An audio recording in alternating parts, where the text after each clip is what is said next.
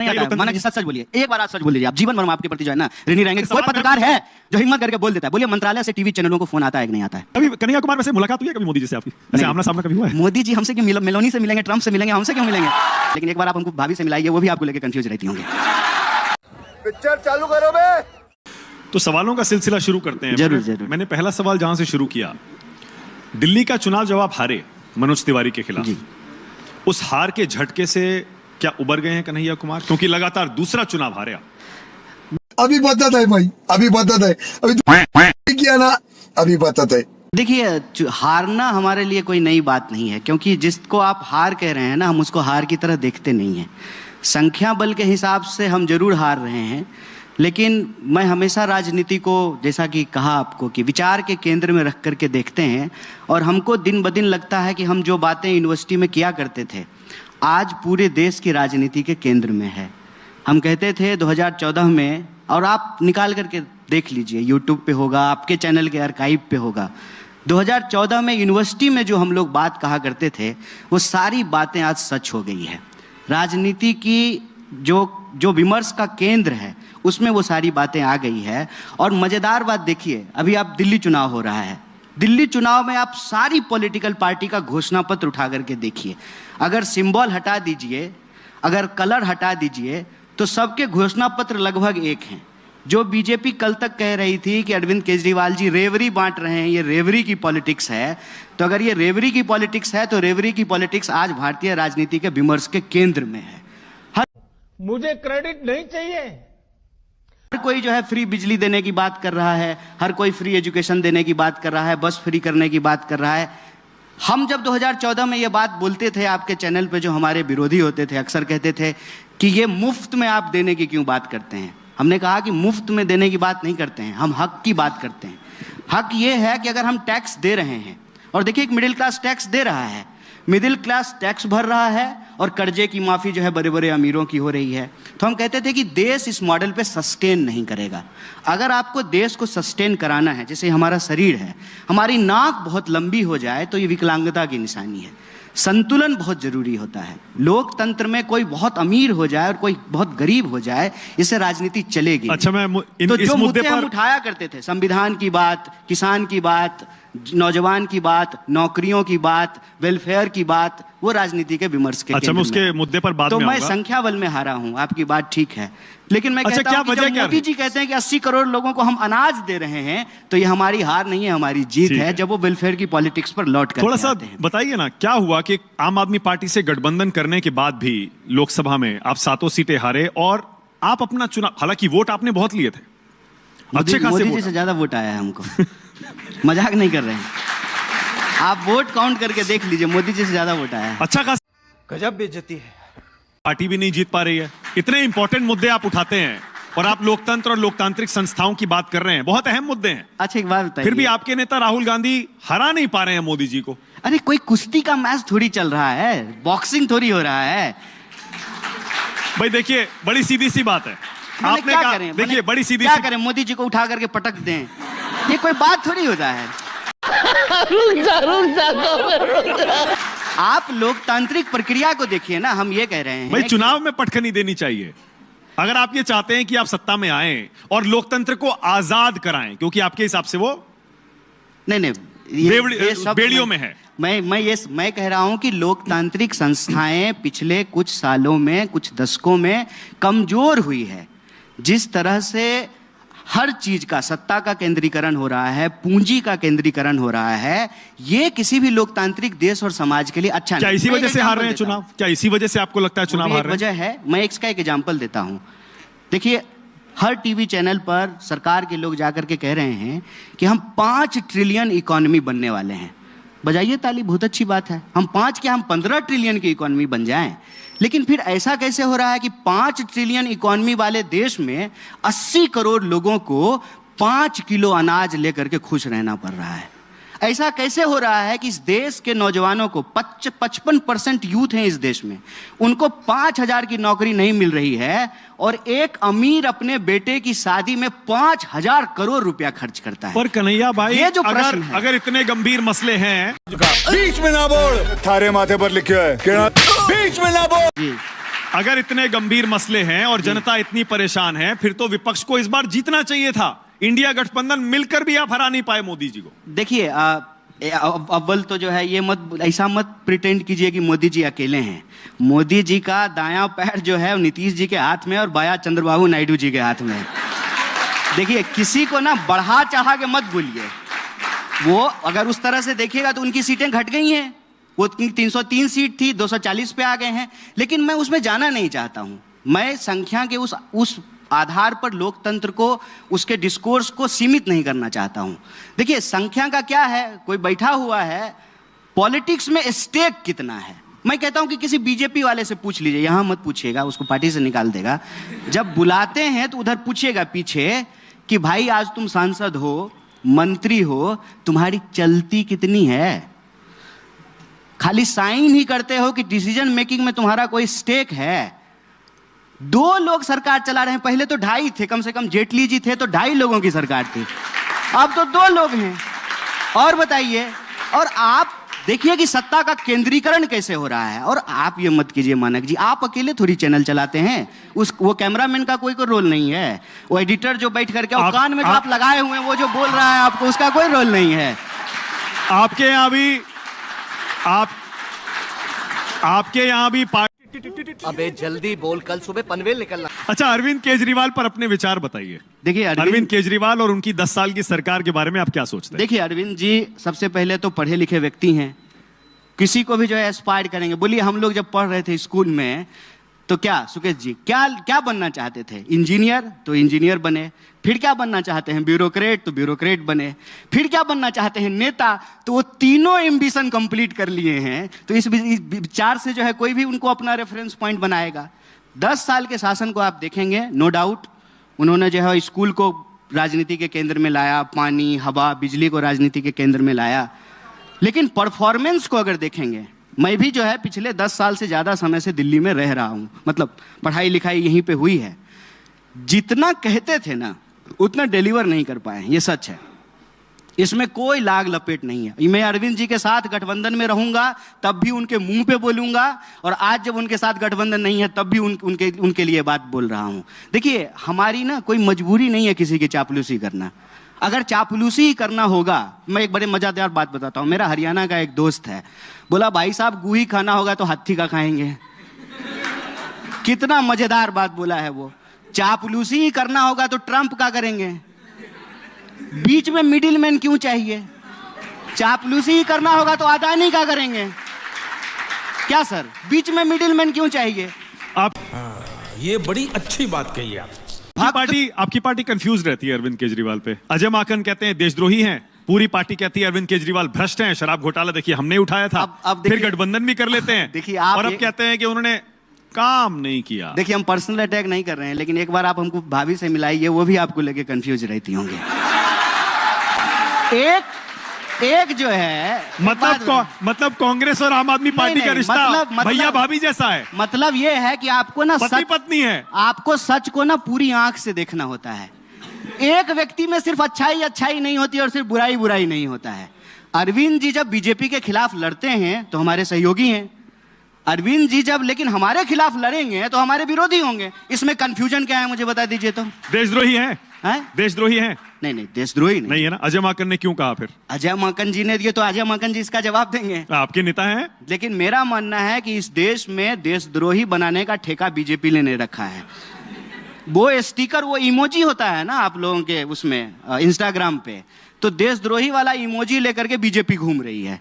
ज्यादा आप सवाल पूछ दीजिएगा तो आपके भी मुंह पे चिपका देगी।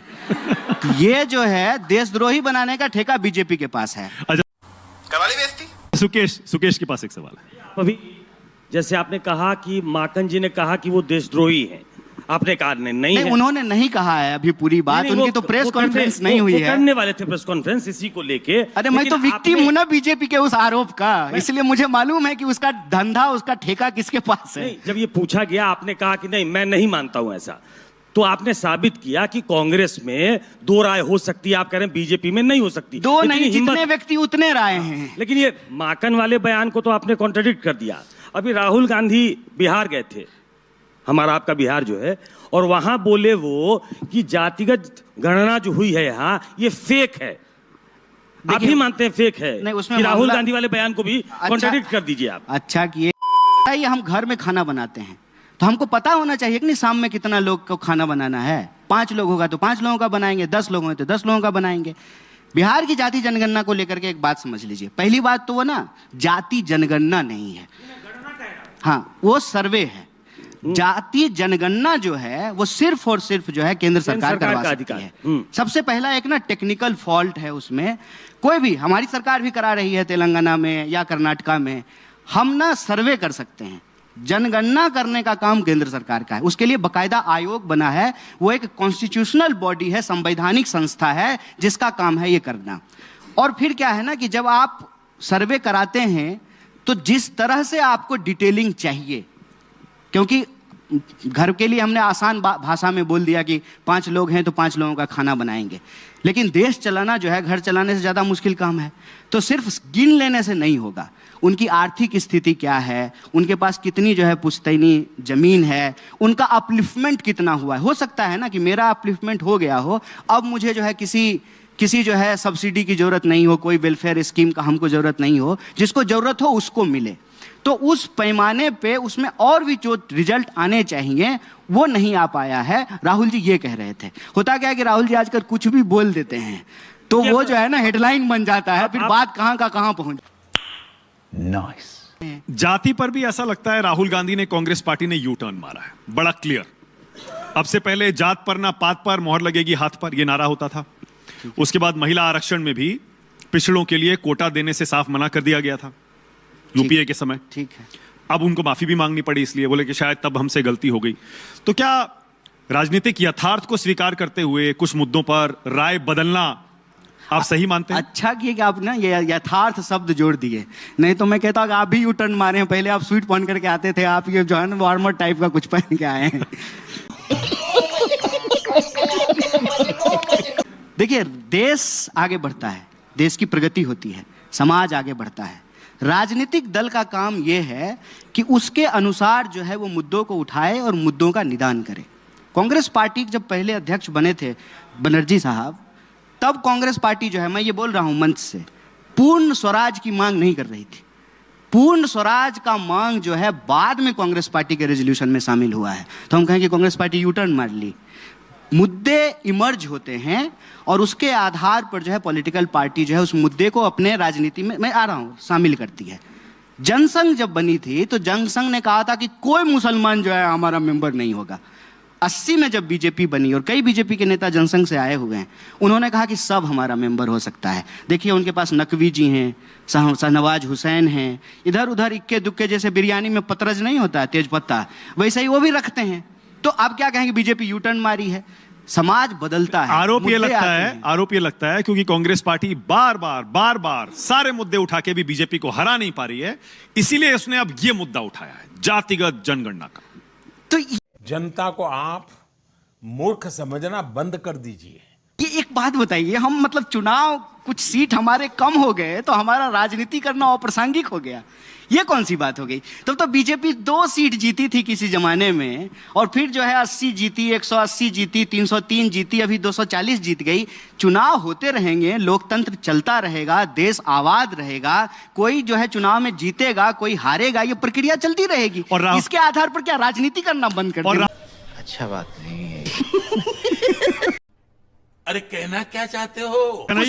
कन्हैया कुमार कुंभ में डुबकी लगाने जाएंगे क्या? अखिलेश जी हो आए हैं, राहुल गांधी और प्रियंका गांधी के बारे में लोग पूछ रहे हैं कि वो जाएंगे नहीं जाएंगे। मैं कन्हैया कुमार से पूछ रहा हूं, जरूर जाएंगे। कन्हैया कुमार कुंभ में डुबकी लगाने जाएंगे क्या? जरूर जाएंगे, लेकिन रील बनाने के लिए नहीं जाएंगे। जो रील बनाने के लिए जा रहा है बाबा लोग से पिटा रहा है, चिमटा चिमटा पिटाई हो रहा है उसका। मेरा देखिए आपसे यही निवेदन है भैया, मैं गंगा किनारे पैदा हुआ हूँ, मेरा घर मेरा गांव गंगा के किनारे है, पढ़ाई लिखाई के जमुना किनारे में हुई है। तो गंगा जमुना का संगम हमारे जीवन में धार्मिक है वैसे आप? मेरी बात सुन लीजिए, मैं बड़ी इंपॉर्टेंट बात बता रहा हूँ आपको। गंगा जमुना का संगम मेरे जीवन में है, गंगा किनारे पैदा हुए, पढ़ाई लिखाई जमुना किनारे हुए, नाम कन्हैया है। आस्था और भक्ति, आस्था और भक्ति, इसके बारे में बहुत इंपॉर्टेंट बात बोल रहा हूँ। ब्यूटीफुल। ये ना टीवी चैनल, यूट्यूब, मोबाइल से पहले धर्म था, भक्ति थी, आस्था था, संगम था, और हजारों साल से लोग वहां पे डुबकियां लगा रहे हैं। जिस तरीके से आज उसको बदनाम करने की कोशिश की जा रही है, मैं कहता हूं कि ये किसी के आस्था के ऊपर प्रहार नहीं करना चाहिए, बहुत गलत है। सिर्फ जो है टीआरपी के लिए, व्यूज के लिए, रील के लिए, पॉपुलर होने के लिए आप एक भक्ति परंपरा को बदनाम कर रहे हैं, ये गलत बात है। हमको मौका मिलेगा जरूर लगाएंगे। और मैं आपको बता दूं, मैं तो वहां से आता हूं, मेरी माँ कहती थी, मेरी दादी कहती थी, मन चंगा तो कठौती में गंगा। धर्म के खिलाफ नहीं है साहब, धार्मिक हैं, लेकिन आडंबर के पक्ष धार्मिक है मतलब ऐसे? धार्मिक हैं। हमेशा से रहे हैं या बाद में बदला है? भारत जैसे देश में पैदा होकर के कोई व्यक्ति अधार्मिक कैसे हो सकता है? अधार्मिक कैसे? अधर्म क्या है? अधर्म यह है कि आप पत्रकार हैं और आप सवाल ना पूछें, यह अधर्म है। मैं विद्यार्थी हूं, अगर मैं पढ़ाई नहीं करूं, यह अधर्म है। कोई शिक्षक अगर पढ़ाई नहीं, यह अधर्म है। न्यायालय में अगर न्याय नहीं मिले, यह अधर्म है। कह रहा हूं, मुद्दा क्या है? मुद्दा यह है भाई साहब, आज सवाल पूछना गुनाह हो गया है। नीतीश कुमार के खिलाफ एक अकेला विद्यार्थी, और बड़े बहुत दुख के साथ ये बात बोल रहा हूं आपको, मुजफ्फरपुर में एक अकेला विद्यार्थी एक सवाल लिख करके एक पोस्टर लेके खड़ा हो गया, अकेला, उसको पकड़ करके जेल में डाल दिया। चीफ मिनिस्टर अभी मध्य प्रदेश का जो है, एक महिला का जो है ना, सामने से जन माइक छीन रहा था। ऐसा लग रहा है कि लोग नेता है कि गुंडा है। रुपया में और देश के नेता में गिरने का कंपटीशन है, और भारतीय नेता अभी भी जो है बढ़त बनाए हुए हैं।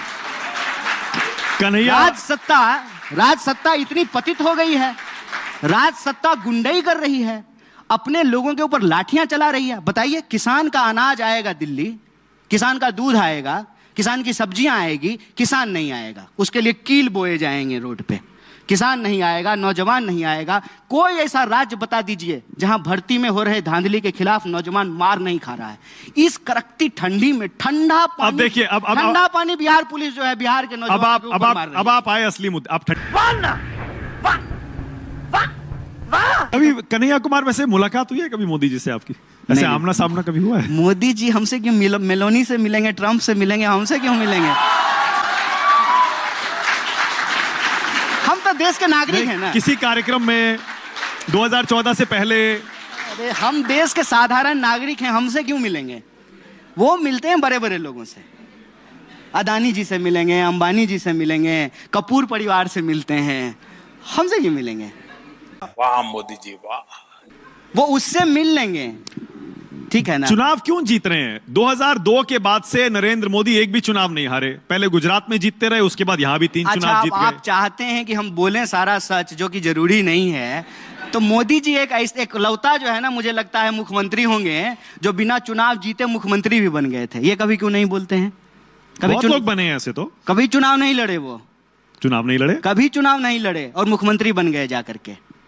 ये बात लोगों को पता नहीं बाद में तो जीते ना, बाद में तो बार बार जीते। अरे तो एक बार हमको भी मुख्यमंत्री बना दीजिए ना, हम भी नहीं हारेंगे। ये तो लेटेस्ट न्यूज है। नहीं आता है। मानक जी सच बोलिए, एक बार आज सच बोल दीजिए। आप जीवन भर हम आपके प्रति जो है ना ऋणी रहेंगे। कोई पत्रकार है जो हिम्मत करके बोल देता है? बोलिए, मंत्रालय से टीवी चैनलों को फोन आता है कि नहीं आता है? एक बार बोलिए। हमें तो नहीं आता है। सुकेश जी बोलिए। नहीं